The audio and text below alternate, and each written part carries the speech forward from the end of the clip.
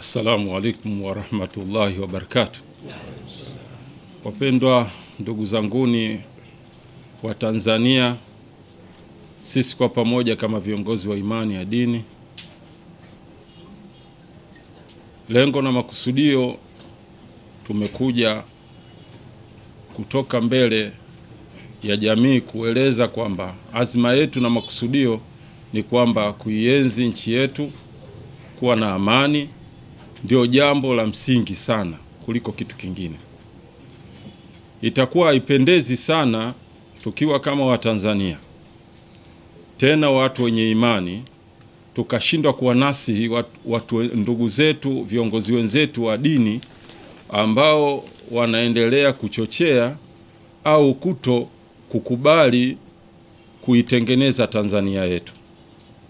Tume ya Jaji Othman Chande imeundwa kwa nia na makusudio mema kabisa kutaka kuliponya taifa letu. Na hii ni ishara njema kwa Tanzania. Hata kipindi cha awamu ya 4, awamu ya 3 kulikuwa kuna machafuko makubwa sana Zanzibar. Tutakumbuka ilikuwa wanasiasa wamefika mahala mpaka ndugu zetu walikuwa wakimbizi katika nchi ya Kenya, wengine walipoteza uhai kutokana na siasa za vyama vya siasa. Matokeo ni kwamba ikaja tume ya Jumuiya ya Madola ikisimamiwa kuangalia maridhiano, ikashindikana, lakini kwa mapenzi makubwa kabisa ya watu kuwa wazalendo, kupitia awamu ile Watanzania wakajisimamia wenyewe. Matokeo sasa hivi tumepata serikali ya umoja wa kitaifa Zanzibar. Hii inahitaji kwanza watu wawe na mapenzi na wawe na hofu ya Mungu. Hili linawezekana. Kama limewezekana Zanzibar, ni sehemu ya Tanzania.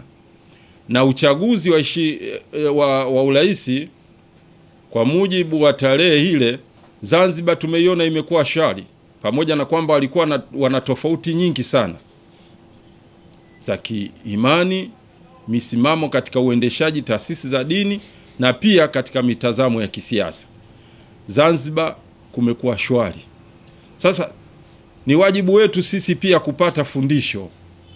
Tupate fundisho kwamba Watanzania wa bara tuwe wastaarabu kama ilivyokuwa uko awali, kwa sababu Tanzania siku zote tumekuwa wasimamizi wa kuhakikisha kwamba nchi nyingi zinakuwa katika hali ya usalama, mfano Komoro.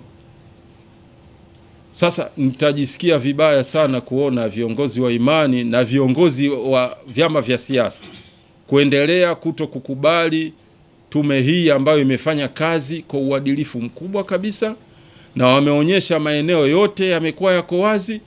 Kinachotakikana ni kuunga mkono na kupiga hatua mbele, ili hatua za kisheria kwa wale ambao wamefanya uhalifu na uchochezi waweze kuchukuliwa hatua.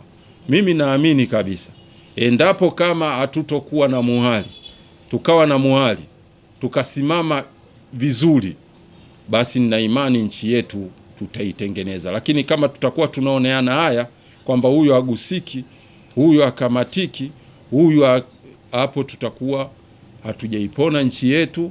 Mwenyezi Mungu mwingi wa rehema atujalie, tumpe nguvu rais. Sisi tuko tayari kuhakikisha kwamba tunafikia malengo ili Tanzania yetu iweze kuwa kama ilivyokuwa South Africa, kwa sababu hata South Africa makaburu waliuana na Waafrika, lakini ilifika mahala maridhiano, ikapatikana serikali na amani ipo mpaka leo. Ndugu zanguni, Mungu atubariki, Mungu ibariki Tanzania, Mungu ibariki Afrika. Wa assalamu alaikum wa rahmatullahi wa barakatuh.